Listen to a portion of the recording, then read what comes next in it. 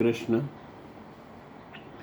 यदा यदा हि धर्मस्य ग्लानिर्भवति भारत अभ्युत्थानमधर्मस्य तदात्मानं सृजाम्यहं परित्राणाय साधूनां विनाशाय च दुष्कृतां धर्म संस्थानार्पाये संभवामि युगे युगे।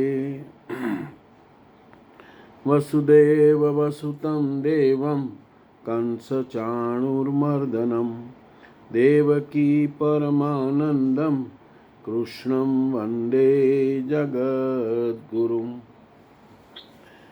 આજથી આપણે ત્રીજો અધ્યાય શરૂ કરીએ છીએ. અધ્યાય બીજામાં ભગવાન શ્રી કૃષ્ણે સમજાવ્યું કે આ બુદ્ધિ તારા માટે જ્ઞાન માર્ગના વિષયમાં કહી. બીજા અધ્યાયમાં આપણને જ્ઞાન માર્ગ છે ઘણું બધું કહ્યું. કઈ બુદ્ધિ? એ જ કે તું યુદ્ધ કર, વિજયી બનીશ તો ઉત્તમ સ્થાન પામીશ, અને હારીશ તો દેવત્વ પામીશ. વિજયમાં સર્વસ્વ છે અને પરાજયમાં દેવત્વ છે. કાંઈક તો મળે જ છે. માટે આ દ્રષ્ટિએ લાભ અને હાનિ બંનેમાં કંઈક ને કંઈક તો મળે જ છે. કંઈ પણ ગુમાવવા જેવું નથી. વળી કહ્યું કે હવે તું નિષ્કામ કર્મયોગના વિશે સાંભળ. તે વિચારથી તું કર્મના બંધનોથી સારી રીતે છૂટી જઈશ. પછી એની વિશિષ્ટતાઓ ઉપર ધ્યાન દોર્યું. કર્મ કરતી વખતે રાખવાની જરૂર સાવધાની વિશે ભાર મૂક્યો કે ફળની વાસનાવાળા ન થવું. ઈચ્છાઓથી મુક્ત થઈને કર્મમાં પ્રવૃત્ત થા, અને કર્મ કરવામાં પણ તું શ્રદ્ધા રહિત પણ થઈશ નહીં. આટલું કરવાથી તું કર્મના બંધનથી મુક્ત તો થઈશ, પરંતુ માર્ગમાં પોતાની સ્થિતિ દેખી શકીશ નહીં. હવે અર્જુનને નિષ્કામ કર્મયોગની સરખામણીમાં જ્ઞાન માર્ગ સરળ અને ફળદાયી દેખાવા લાગ્યો. તેણે પ્રશ્ન કર્યો, હે જનાર્દન, નિષ્કામ કર્મની અપેક્ષાએ જ્ઞાન માર્ગ આપની દ્રષ્ટિએ ઉત્તમ છે, તો પછી મને ભયંકર કર્મમાં શા માટે પ્રવૃત્ત કરો છો? પ્રશ્ન સ્વાભાવિક હતો. માની લઈએ કે એક જ સ્થળ પર પહોંચવાના બે માર્ગ હોય. જો તમારે ખરેખર માર્ગ પર આગળ જવું છે તો તમે જરૂર પૂછશો કે આમાંથી કયો માર્ગ સુગમ છે. જો એમ ન કરો તો તમે પથિક નથી. બરાબર એ જ રીતે અર્જુને પણ પ્રશ્ન કર્યો. હવે અર્જુન ઉવાચ. શ્લોક પહેલો. જયા યસી ચેત કર્મણસ્તે મતા બુદ્ધિર્જનાર્દન તત્કિમ કર્મણિ ગોરે મામ નિયોજયસી કેશવ. લોકો પર દયા કરનારા હે જનાર્દન, નિષ્કામ કર્મયોગની અપેક્ષાએ જ્ઞાનયોગ આપને ઉત્તમ લાગે છે, તો આપ મને ભયંકર નિષ્કામ કર્મયોગમાં શા માટે પ્રવૃત્ત કરો છો? નિષ્કામ કર્મયોગમાં અર્જુનને ભયંકરતા દેખાઈ, કારણ કે તેમાં કર્મ કરવામાં જ તારો અધિકાર છે, ફળમાં ક્યારેય નહીં. કર્મ કરવામાં અશ્રદ્ધા પણ ન હજો, અને નિરંતર સમર્પણની ભાવના સાથે યોગ પર દ્રષ્ટિ રાખીને કર્મ કરે જા. જ્ઞાન માર્ગમાં હારી જઈશ તો દેવત્વ મેળવીશ, અને જીતીશ તો ઉત્તમ સ્થિતિ પામીશ. પોતાનો લાભ ગેરલાભ પોતે વિચારીને આગળ વધવાનું છે. આ રીતે અર્જુનને નિષ્કામ કર્મયોગની અપેક્ષાએ જ્ઞાનયોગ સરળ લાગ્યો. તો ભગવાન પોતાના માથે કોઈ જવાબદારી લેતા જ નથી. ભગવાન તમને આ સમજાવે ને આ સમજાવે, આ આવું છે ને આવું છે, નક્કી તો તારે જ કરવાનું કે તારે શું કરવું છે. આ પહેલો શ્લોક આપણે થોડોક વધારે ડિટેલમાં સમજી લઈએ. ત્રીજા અધ્યાયના પહેલા શ્લોકમાં અર્જુનનો અંદરનો ગૂંચવડો બહાર આવે છે. તેને લાગ્યું ભગવાન એક તરફ તો બુદ્ધિ, જ્ઞાન, સ્થિરતા અને સમાધિની વાત કરે છે અને બીજી તરફ યુદ્ધ કરવાનું કહે છે. એટલે તે પૂછે છે, જો જ્ઞાન શ્રેષ્ઠ છે તો પછી મને આ કઠિન કર્મમાં કેમ લગાવો છો? અર્જુનની સ્થિતિ એવી હતી જેમ કોઈ માણસ જીવનના ચોરાહે ઊભો હોય. એક રસ્તો શાંત અને સરળ દેખાય, બીજો કાંટાવાળો અને જવાબદારીથી ભરેલો. સ્વાભાવિક રીતે મન સરળ રસ્તા તરફ દોડે. અર્જુનને પણ લાગ્યું કે જ્ઞાનનો માર્ગ એટલે બધું છોડીને શાંતિમાં રહેવું, જ્યારે કર્મયોગમાં તો સતત સંઘર્ષ જ છે. પણ ભગવાન અર્જુનને સમજાવવા માગે છે કે માત્ર બહારથી કર્મ છોડવાથી શાંતિ મળતી નથી. મનની અંદર ઈચ્છા, મોહ અને અહંકાર જીવંત હોય તો માણસ જંગલમાં બેઠો હોય છતાં અંદરથી અશાંત જ રહે. અને જો મન શુદ્ધ હોય તો માણસ યુદ્ધભૂમિમાં રહીને પણ યોગી બની શકે. ત્રીજા અધ્યાયમાં મૂળ ભાવ એ વાત પર છે કે જીવનમાંથી ભાગવું યોગ્ય નથી. પોતાના કર્તવ્યમાંથી પીછેહટ કરવી આધ્યાત્મિક દ્રષ્ટિએ ભીખતા નથી. સાચો યોગ એવો છે કે માણસ પોતાનું કર્તવ્ય કરે, પરંતુ અંદરથી મારું અને મારે પરિણામ જોઈએ એવો ભાવ ધીમે ધીમે છોડે. અર્જુનનો ભય પણ માનવીય હતો, કારણ કે કર્મયોગમાં માણસને દુનિયાની વચ્ચે રહીને જ પોતાને જીતવાનું હોય છે. લોકો શું કહેશે, સફળતા મળશે કે નહીં, માન મળશે કે નહીં, આ બધા વાવાઝોડા વચ્ચે સ્થિર રહેવું પડે. એટલે તેને આ માર્ગ ભયંકર લાગ્યો. કયો માર્ગ? કર્મનો માર્ગ. ભગવાન હવે આગળ સમજાવે છે કે કર્મ છોડવું શક્ય નથી. પ્રકૃતિ માણસ પાસે કર્મ કરાવે જ છે, પરંતુ કર્મને યજ્ઞ ભાવથી કરવાથી તે બંધન નથી રહેતું.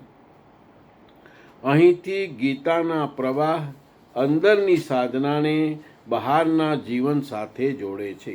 આ સુંદર વસ્તુ કીધી કે હવે આ અધ્યાયની અંદર આપણી અંદર અને બહાર બંનેનું સાથે જોડે છે. એટલે ત્રીજો અધ્યાય માત્ર કર્મ કરવાની વાત નથી કહેતો, પરંતુ કર્મ કરતાં કરતાં અંતઃકરણ કેવી રીતે શુદ્ધ થાય તેનો માર્ગ બતાવે. અગત્યની વસ્તુ તો એ જ છે કે ભગવાન તરફ આપણે જવું હોય તો આપણું અંતઃકરણ શુદ્ધ જોઈએ. શુદ્ધ હોય તો જ આપણે ભગવાન તરફ જઈ શકીએ. હવે શ્લોક બીજો.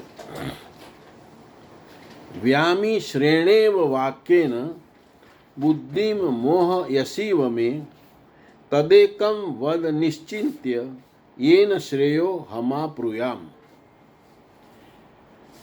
આપ આવા વિશ્ર વચનોથી મારી બુદ્ધિને મોહિત કરો છો. કોણ કહે છે આવું? અર્જુન કહે છે. આપ તો મારી બુદ્ધિનો મોહ દૂર કરવા માટે પ્રવૃત્ત છો. આથી આમાંથી એક નિશ્ચય કરીને મને કહો, જેનાથી હું શ્રેય એટલે કે પરમ કલ્યાણ રૂપ મોક્ષ મેળવી શકું. બીજો શ્લોક. અર્જુન ભગવાન શ્રી કૃષ્ણને કહે છે, આપ ક્યારેક જ્ઞાનની પ્રશંસા કરો છો અને ક્યારેક કર્મ કરવાની વાત કરો છો. તેથી મને એવું લાગે છે કે આપના વચ્ચેનો મિશ્ર એટલે ભેળસેળવાળો કર્મ અને જ્ઞાન બંને વચનો મિશ્ર છે અને મારી બુદ્ધિ મૂંઝાઈ જાય છે. અર્જુન કહે છે કે મને મગજ ચાલતું નથી. તેથી કૃપા કરીને એક નિશ્ચિત માર્ગ કહો. તમે કહો એમ કરું. ફાઇનલ કરીને મને કહો. ફાઇનલ તમારે કરવાનું અને ભગવાનેથી ઉલટું ફાઇનલ તારે કરવાનું. હું તને બંને માર્ગ સમજાવું. એક નિશ્ચિત માર્ગ કહો જેના દ્વારા હું શ્રેષ્ઠ કલ્યાણ એટલે કે મોક્ષ પ્રાપ્ત કરી શકું. બીજા અધ્યાયમાં ભગવાને 2 વાત કરી. આત્મા અવિનાશી છે, આપણે જોઈ ગયા ઓલરેડી બીજા અધ્યાયમાં. આ જ્ઞાન છે. યુદ્ધ કર અને કર્મ કર, આ કર્મયોગ છે. આ બંને વાત આપણને બીજા અધ્યાયમાં ભગવાને કરી. અર્જુનને લાગ્યું કે જો જ્ઞાન જ શ્રેષ્ઠ છે તો પછી કર્મ શા માટે કરવું, અને જો કર્મ કરવું જ હોય તો જ્ઞાનની વાત શા માટે? આ મૂંઝવણથી તે ભગવાન પાસે સ્પષ્ટ ઉત્તર માગે છે. પરંતુ અહીં અર્જુનની ભૂલ એ છે કે તે જ્ઞાન અને કર્મને 2 જુદા માર્ગ સમજે છે. આ અગત્યની વસ્તુ આપણને કહી કે જ્ઞાન અને કર્મ અર્જુન એવું સમજે કે 2 જુદા માર્ગ છે. જ્યારે ભગવાન આગળ સમજાવશે કે શુદ્ધિ માટે કર્મયોગ જરૂરી છે અને કર્મયોગથી જ અંતે જ્ઞાન પ્રગટે છે. શરૂઆત આપણે કર્મયોગથી કરવાની છે અને કર્મયોગથી જ જ્ઞાન પ્રગટે. જેમ આપણે પૃષ્ટિમાની અંદર સેવા કરીએ એ કર્મયોગ છે, પણ એ કર્મયોગ કરતો કરતો આપણે ભગવાન પ્રત્યેનું જ્ઞાન પ્રગટ કરવાનું છે અથવા જ્ઞાન મેળવવાનું છે. અને કર્મયોગથી જ અંતે જ્ઞાન પ્રગટે છે. બંને વિરોધી નથી, પરંતુ એક જ ભક્તિના ક્રમિક તબક્કા છે. પહેલો કર્મયોગ અને પછી જ્ઞાનયોગ, પણ ભક્તિ તો એક જ છે. ઉદાહરણ લઈએ. ધારો કે કોઈ વિદ્યાર્થી ડૉક્ટર બનવા માગે છે. શિક્ષક કહે અંતિમ લક્ષ્ય તો ડૉક્ટર બનવાનું જ્ઞાન મેળવવાનું છે, સાથે જ કહે કે રોજ અભ્યાસ પણ કર. માત્ર વિદ્યાર્થી કહે જો જ્ઞાન જ મેળવવાનું છે તો અભ્યાસ શા માટે કરું? પરંતુ હકીકતમાં અભ્યાસ કર્યા વગર જ્ઞાન પ્રાપ્ત થતું નથી. અભ્યાસ સાધન છે અને જ્ઞાન ફળ છે. એ જ રીતે નિષ્કામ કર્મયોગ સાધન છે. આત્મજ્ઞાન અને મોક્ષ તેનું ફળ છે. શ્લોકનો સાર જોઈએ તો અર્જુનની મૂંઝવણ દરેક ભક્તની મૂંઝવણ છે. આપણે બધાની આ જ મૂંઝવણ છે. મારે શું કરવું? કર્મ કરવું કે જ્ઞાનમાં બેસી જવું? આ પ્રશ્નના ઉત્તર રૂપે ભગવાન સમજાવે છે કર્મનો ત્યાગ નહીં, પરંતુ ફળની આસક્તિનો ત્યાગ કરવો. નિષ્કામ કર્મયોગ દ્વારા મન શુદ્ધ થાય છે અને પછી જ સાચું જ્ઞાન પ્રગટ થાય છે. આ બહુ સુંદર વસ્તુ કહી કે નિષ્કામ કર્મયોગ દ્વારા મન શુદ્ધ થાય. પહેલાં તો આપણે મન શુદ્ધ કરવાનું છે અને પછી જ સાચું જ્ઞાન પ્રગટે છે.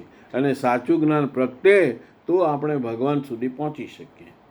આથી આ શ્લોકનો મુખ્ય ભાવ એ છે કે અર્જુન ભગવાન પાસે એક નિશ્ચિત કલ્યાણકારક અને મોક્ષદાયક માર્ગની સ્પષ્ટતા માગે છે. હવે આપણે 3જો શ્લોક જોઈએ. લોકેસ્મિન દ્વિવિદ્યા નિષ્ઠા પુરા પ્રોક્તા મયાનદ જ્ઞાન યોગેન સાંખ્યામ નામ કર્મયોગેન યોગિનામ. હે નિષ્પાપ અર્જુન, આ સંસારમાં સત્યની શોધ એટલે ભગવાનની શોધ. સમજવાનું કે સત્ય એ જ ભગવાનનું રૂપ છે. સત્યની શોધના 2 માર્ગ મારા દ્વારા પહેલાં કહેવામાં આવ્યા છે.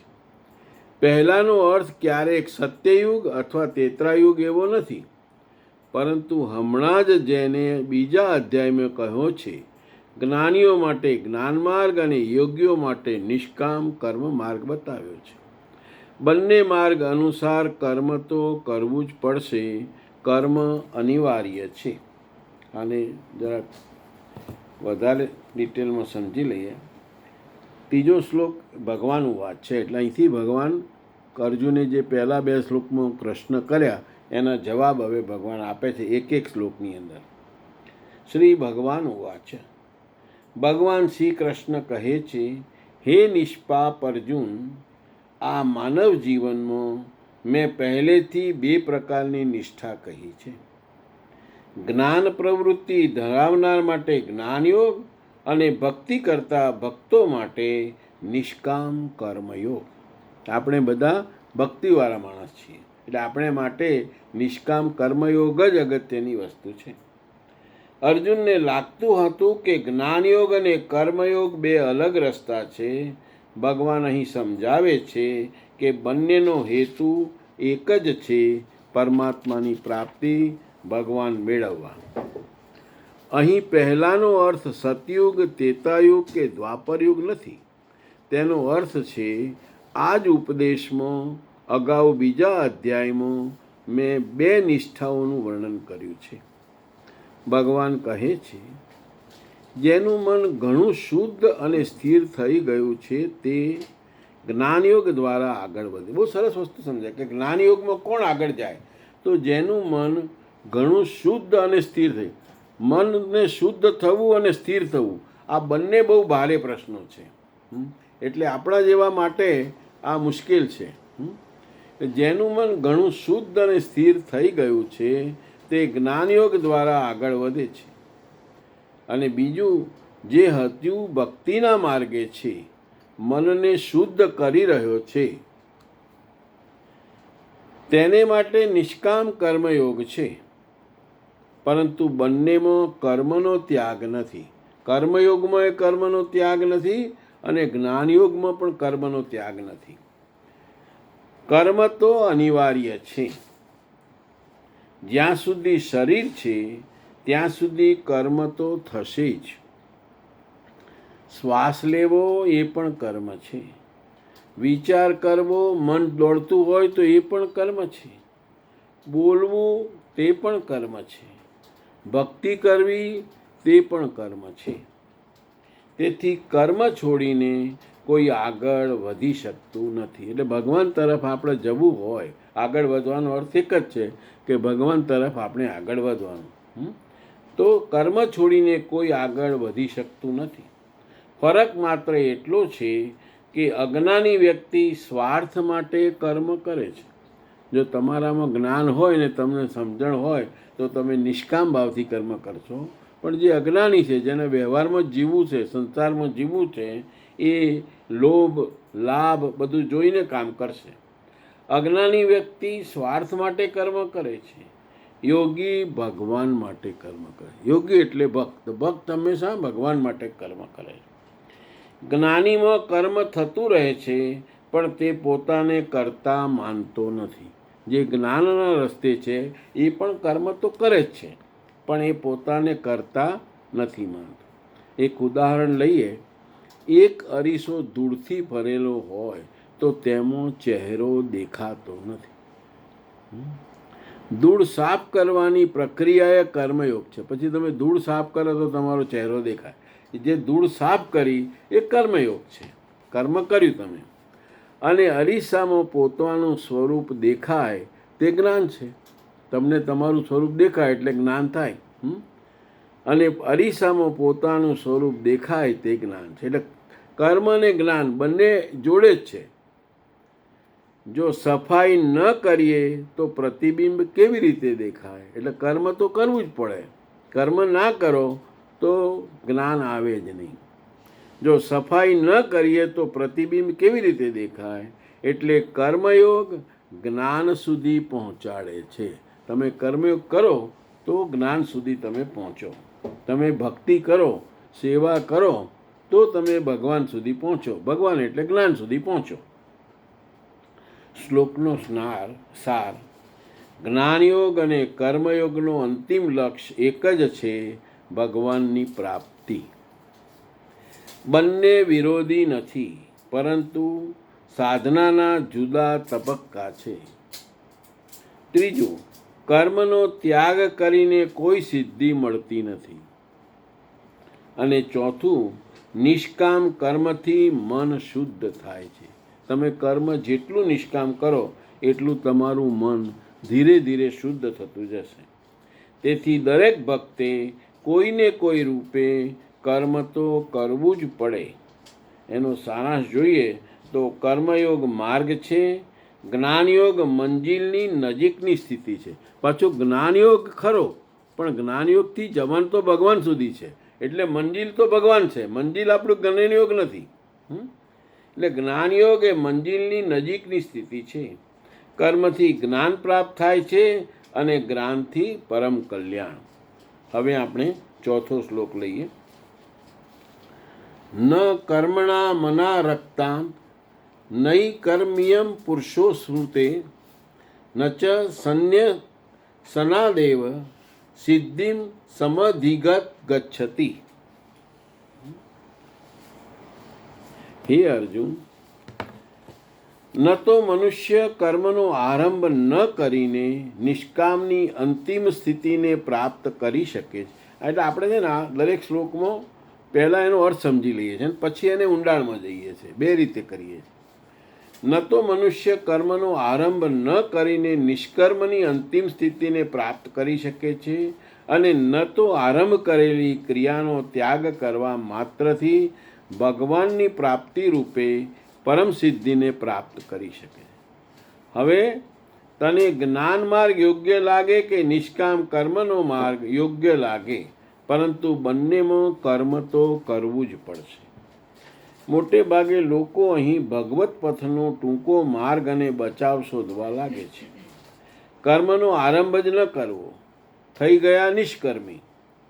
ક્યાંક આવો ભ્રમ ન રહી જાય એટલા માટે શ્રી કૃષ્ણ ભારપૂર્વક જણાવે છે કે કર્મનો આરંભ ન કરીને કોઈ પણ નિષ્કર્મી બની શકતું નથી. શુભ અશુભ કર્મનો જ્યાં અંત છે એ પરમ નિષ્કર્મતાની તે સ્થિતિ પણ કર્મ કરીને જ મેળવી શકાય છે. એમ તો એ રીતે ઘણા બધા લોકો કહે છે, અમે તો જ્ઞાન માર્ગી છીએ, જ્ઞાન માર્ગમાં તો કર્મ છે જ નહીં. આવું માનીને કર્મનો ત્યાગ કરનારા જ્ઞાની નથી થતા. આરંભેલી કોઈ પણ ક્રિયા ત્યાગવા માત્રથી ભગવાનના સાક્ષાત્કાર રૂપી પરમ સિદ્ધિ પ્રાપ્ત થઈ શકે નહીં. એને આપણે હવે ડિટેલમાં સમજી લઈએ. ભગવાન શ્રી કૃષ્ણ કહે છે, કર્મનો આરંભ જ ન કરવાથી મનુષ્ય નિષ્કર્મ સ્થિતિ પ્રાપ્ત કરી શકતો. તમે કર્મની શરૂઆત જ ના કરો તો નિષ્કર્મ કેવી રીતે થાવ? અને માત્ર કર્મનો બાહ્ય ત્યાગ કરી દેવાથી પણ ભગવાનની પ્રાપ્તિ થતી નથી. જો જ્ઞાન શ્રેષ્ઠ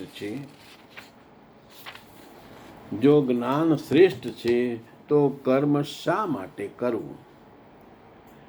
હું બધું છોડી દઉં તો શું મોક્ષ મળી જશે? સરસ પ્રશ્ન કર્યો છે કે હું બધું છોડી દઉં, કંઈ ના કરું. ભગવાન અહીં સ્પષ્ટ કરે છે કે કર્મથી ભાગવાથી મુક્તિ મળતી નથી. મુક્તિ મળવી એટલે ભગવાન મળે એવું આપણે સમજવાનું. એને જે ગોલોકવાસ કહીએ, મુક્તિ કહીએ, મોક્ષ કહીએ, બધું એક જ છે. ભગવાન કહીએ બધું છોડી દઉં તો શું મોક્ષ મળી જશે? ભગવાન અહીં સ્પષ્ટ કરે છે કે કર્મથી ભાગવાથી મુક્તિ મળતી નથી. ઘણા લોકોને લાગે છે ઘર છોડવાથી મુક્તિ મળી જશે, હિમાલયમાં જવાથી. તો કેટલાકને વળી કામકાજ છોડી દેવાથી જ્ઞાન થઈ જશે. ફક્ત કોઈ કામ કરવાનું નહીં, ચોપડીઓ વાંચ કરવાની, તેનાથી જ્ઞાન મળી જશે. જવાબદારીઓમાંથી દૂર ભાગવાથી આધ્યાત્મિક પ્રગતિ થઈ જશે. પરંતુ શ્રી કૃષ્ણ કહે છે કે આ ભ્રમ છે. આ બધું વિચારવું એ જ ભ્રમ છે. શરીર છે ત્યાં સુધી કર્મ તો થવાનું જ છે. પ્રશ્ન કર્મ કરવાનો છે જ નહીં. આ પ્રશ્ન જ ખોટો છે કે હું કર્મ કરું કે ના કરું. કર્મ તો થવાનું જ છે. પ્રશ્ન કર્મ કરવાનો નથી, કર્મ સાથેની આસક્તિનો છે. નિષ્કર્મતા એટલે શું? નિષ્કર્મતા એટલે આળસુ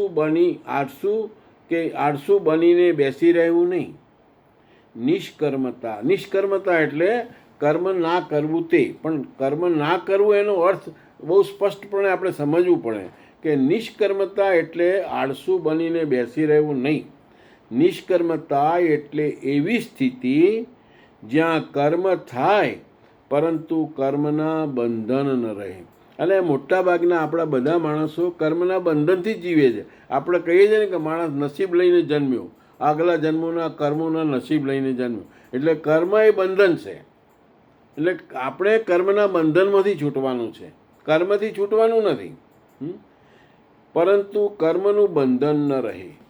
પરમાત્મામાં સ્થિર થયેલા મહાપુરુષ કર્મ કરે છે, છતાં કર્મ તેમને બાંધતું નથી. આ સરસ વસ્તુ કીધી. પરમાત્મામાં જે સ્થિર થઈ જાય, જે ભગવાનમાં સ્થિર થઈ જાય, એક મન ભગવાનમાં લાગી જાય, એનું ને ભગવાનનું કનેક્શન જોઈન્ટ થઈ જાય, જે સ્થિર થયેલા એવા જે મહાપુરુષો કર્મ કરે છતાં એમને કર્મનું બંધન લાગતું નથી. પણ આવી સ્થિતિ સુધી પહોંચવા માટે પહેલાં સાધના અને કર્મયોગ કરવો જ પડે. પણ એ સ્થિતિ પર આપણે પહોંચવું હોય તો સાધનાએ કરવી પડે. સાધના એટલે સેવા કરતા હોય તો સેવા, લોકોની સેવા કરતા હોય તો લોકોની સેવા, ભગવાનની સેવા કરતા હોય ભગવાનની, કોઈ બી સાધના એટલે રસ્તો, સાધન. પહોંચવા માટે પહેલાં સાધના અને કર્મયોગ કરવો જ પડે. એક ખેડૂત કહે, દાખલો આપ્યો છે, એક ખેડૂત કહે મારે પાક જોઈએ છે, પણ હું જમીન નહીં ખેડું, બીજ નહીં વાવું અને પાણી પણ નહીં આપું, તો શું ખેતરમાં પાક આવશે? ના. પાક માટે કર્મ કરવું જ પડે. એ જ રીતે મોક્ષ માટે કે ભગવાન માટે પણ સાધનાનું કર્મ કરવું જ પડે. એક એક શ્લોકમાં આપણને વધારે ઊંડાણમાં ધીરે ધીરે લઈ જશે. અલ્ટિમેટલી ગીતાનો અર્થ એ જ છે કે ભગવાન સુધી કેમ પહોંચવું. જ્ઞાનના નામે કર્મનો ત્યાગ. કેટલાક લોકો કહે છે અમે તો જ્ઞાન માર્ગી છીએ, અમારે કર્મ કરવાની જરૂર નથી. ભગવાન કહે છે માત્ર એમ માનવાથી કોઈ જ્ઞાની બની શકતું નથી કે બની જતું નથી. જ્ઞાન માર્ગી એટલે શું? કે જે શ્લોકો કરતો હોય, અધ્યાયો કરતો હોય, એવો. સાચો જ્ઞાની કર્મથી ભાગતો નથી, તે કર્મમાં રહીને આસક્તિ છોડે છે. એટલે અલ્ટિમેટલી ખરી અગત્યની વેસ્ટ છે કે આપણે કર્મમાંથી આસક્તિ છોડવાની છે. મંદિરમાં દીવો પ્રગટાવવો હોય તો પહેલાં વાટ, તેલ અને અગ્નિ લાવવો પડે. એમને દીવો પ્રગટે નહીં. કોઈ કહે મારે પ્રકાશ જોઈએ છે, પણ દીવો તૈયાર કરવાની મહેનત નહીં કરું તો પ્રકાશ કેવી રીતે મળે? આપણે જીવનમાં પ્રકાશ લાવવો છે કે આપણે ભગવાન તરફ જવું છે કે ભગવાનને મળવું છે તો કર્મ તો કરવું જ પડે ને.